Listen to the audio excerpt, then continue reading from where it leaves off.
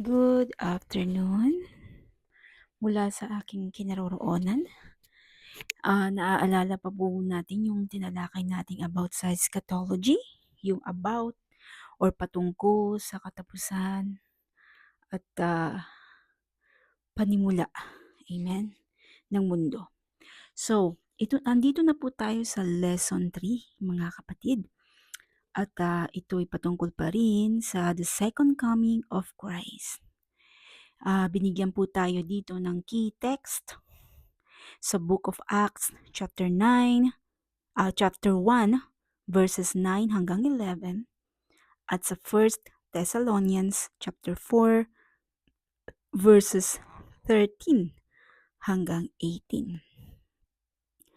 Now, basahin muna natin ang first key text sa Book of Acts chapter 1 verses 9 hanggang 11. Ang pag-akyat ni Jesus sa langit. Sabi sa verse 9, pagkasabi niya nito, dinala siya paitaas. At habang nakatingin sila sa kanya na pumapaitaas, tinakpan siya ng ulap at agad na nawala sa kanilang paningin. Habang nakatitig sila sa langit, may dalawang lalaking nakaputi na biglang tumayo sa tabi nila at nagsabi, "Kayong mga tiga Galilea, bakit nakatayo pa kayo rito at nakatingala sa langit? Si Jesus na inyong nakita na dinala pa itaas ay babalik dito sa mundo. At kung paano siya pumaitaas, ganyan din ang kanyang pagbalik." Amen. Narinig po natin ano po? Tingnan naman natin doon sa second key text sa 1 Thessalonians chapter 4 verses 13 hanggang 11, mga kapatid, no? Hanggang 18. Ang sabi dito, ang pagbabalik ng Panginoon. Kanina po yung pag-akyat. Ngayon naman po yung pagbalik or ang pagbabalik ng ating Panginoon. Ang sabi sa verse 13, mga kapatid, gusto naming malaman ninyo ang katotohanan tungkol sa mga namatay na, para hindi kayo magdalamhati gaya ng iba na walang pag-asa. Naniniwala tayong si Jesus ay namatay at muling nabuhay. Kaya naman naniniwala tayong bubuhayin din ng Diyos ang mga sumasampalataya kay Jesus at isasama niya kay Jesus. Sinasabi namin sa inyo ang mismong turo ng Panginoon. Tayong mga buhay pa, pagbalik ng Panginoon ay hindi mauuna sa mga namatay na. Sa araw na iyon, ang Panginoon mismo ang bababa mula sa langit kasabay ng malakas na utos. Maririnig ang pagtawag ng punong anghel at ang pagtunog ng trumpeta ng Diyos. Ang mga namatay na sumasampalataya kay Kristo ang unang bubuhayin. Pagkatapos, ang mga buhay pa sa atin sa araw na iyon ay kasama nilang dadalhin sa mga ulap para salubungin ang Panginoon sa himpapawid. At makakasama na natin ang Panginoon magpakailanman. Kaya nga mga kapatid, pasiglahin niyo ang isa't isa sa pamamagitan ng mga aral na ito. Purihin ang salita ng Diyos. Alam mo yon, yung habang binabasa mo 'to, mga kapatid, ang dami na namang nangyayari sa paligid, mga bagong sakit, mga maling turo na parang walang humpay, at yung unti-unting pagkasira ng morality ng mga tao. Nakakabigla minsan, hindi ba? Kaya tuloy napapaisip tayo kailan kaya babalik si Lord? Pero teka, baka mas dapat nating tanungin, ready ba talaga ako sa pagdating niya? Ready nga ba tayo? Tanungin natin ang ating mga sarili. Hindi ito basta kwento or kwentong bangketa or chismis na pinapasa-pasa sa church. Totoong mangyayari ang pagbabalik ng Panginoong Hesukristo. At yun ang tinatawag nating blessed hope. Yung pag-asang hindi peke, hindi bitin, at hindi pa bago-bago. Basahin natin sa Titus chapter 2 verse 13. Sa Titus chapter 2 verse 13. Patungkol sa wastong pagtuturo, ang sabi dito, habang hinihintay natin ang napakagandang pag-asa na walang iba kundi ang maluwalhating pagbabalik ng ating dakilang Diyos at tagapagligtas na si Heso Kristo. Amen? Yan po ay sa Titus. Narinig naman po natin, hindi po ba? So, tanungin natin ang sarili natin, mga kapatid. Tanungin natin.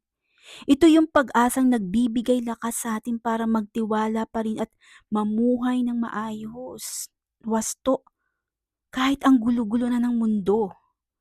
At dahil babalik ang ating Panginoong Hesukristo, hindi natin ito pwedeng baliwalain eh. Hindi ito something na pwede nating i-snooze or i-postpone. Dapat nating maintindihan paano nga ba siya babalik. Ano itsura? Anong kasiguraduhan meron tayo? Hindi tayo iniwan ni Lord sa dilim tungkol dito. Kaya simulan natin sa pinaka-basic pero powerful na katotohanan. I-explain natin to. I-explain natin muna yung sa Acts chapter 1 verses 9 hanggang 11. Makikita natin ng eksaktong pangyayari ng umakyat ang Panginoong Hesukristo sa langit, hindi ba? Si Luke, na isang doktor at historian, ang sumulat nito at gustong ipakita na hindi haka-haka ang mga nangyari. Lahat ay may sapat na ebidensya.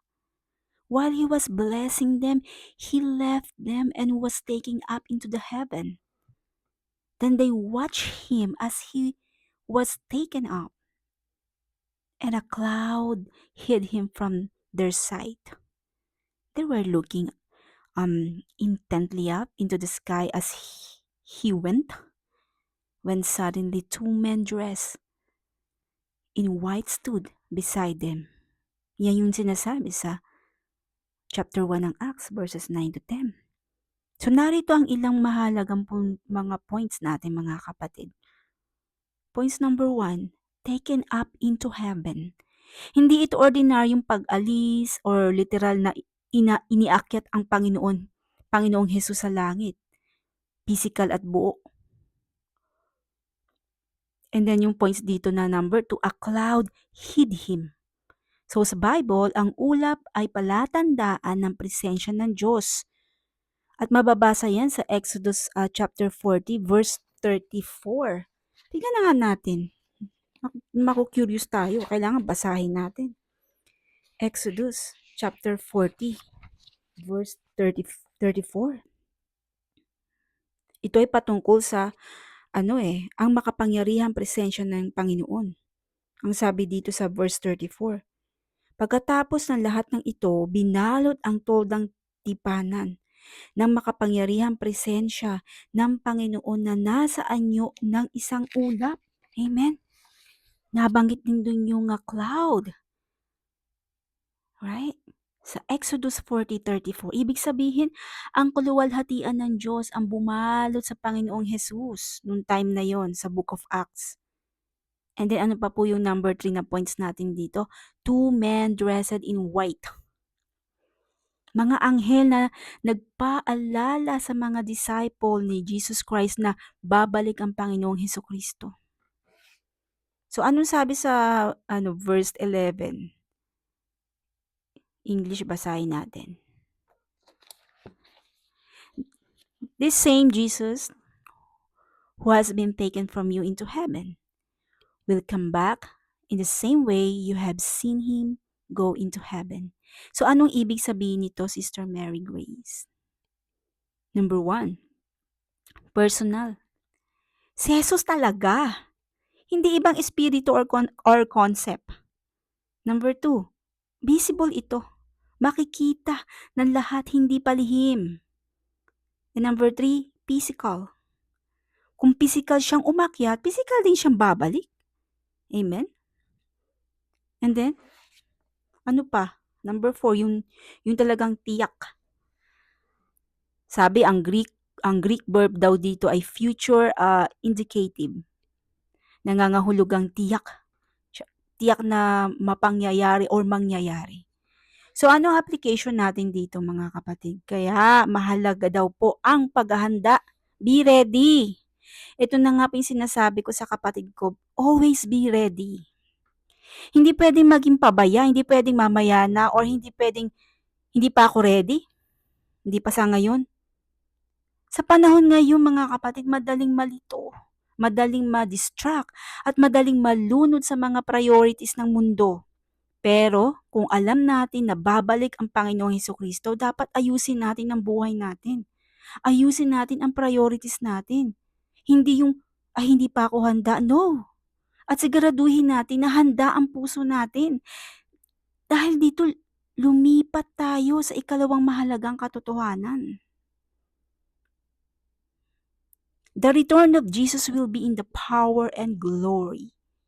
Sa 1 Thessalonians chapter 4, verses 13 hanggang 17, binasa natin kanina, hindi po ba? Yung explanation natin dito, ibigay natin ngayon.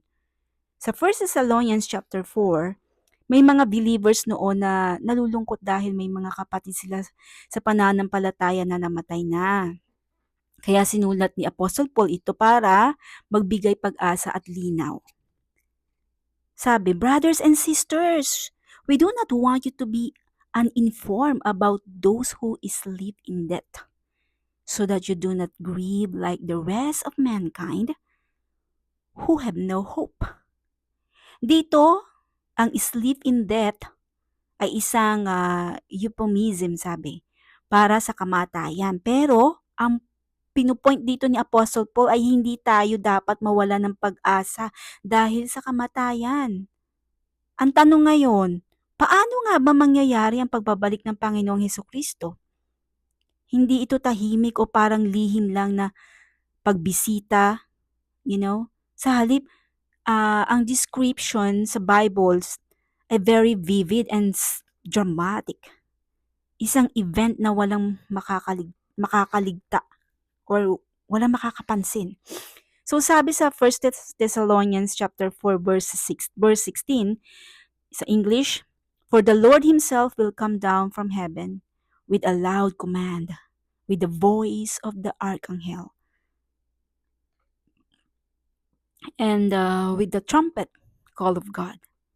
Hindi lang basta sinabi, may tatlong specific na bagay na binanggit na nagpapakita kung gaano ka-powerful at ka-glorious ang pagbabalik niya, ha?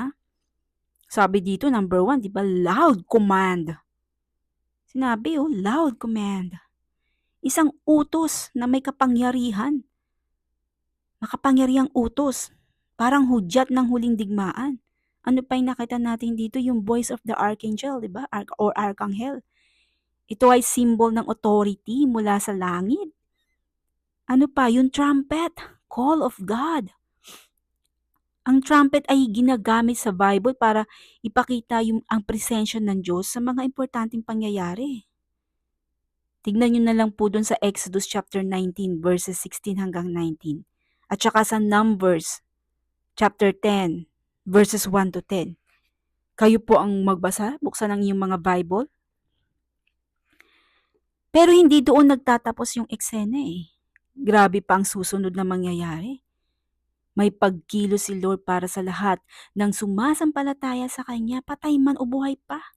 Sabi pa niya sa 1 Thessalonians chapter 4 verses 16 to 17, and the dead in Christ will rise first. After that, who are still alive, sabi who are still alive, are left will be caught up together with them in the clouds to meet the Lord in the air. Yun yung rapture.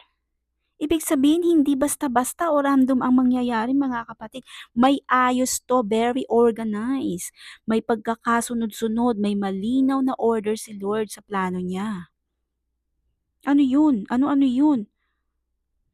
Ang dead in Christ, sila muna ang muling bubuhayin eh.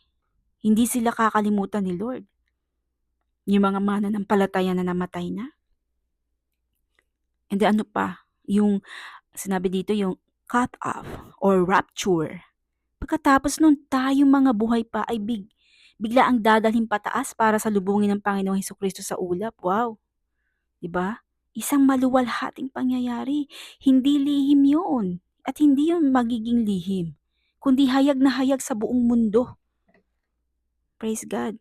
Hindi ito pagtaka sa mundo, kundi ang Panginoong Hesus ang bumabalik para simulan ang kanyang kaharian dito sa lupa. Makikita ng lahat ang kanyang kapangyarihan at yung kanyang kaluwalhatian.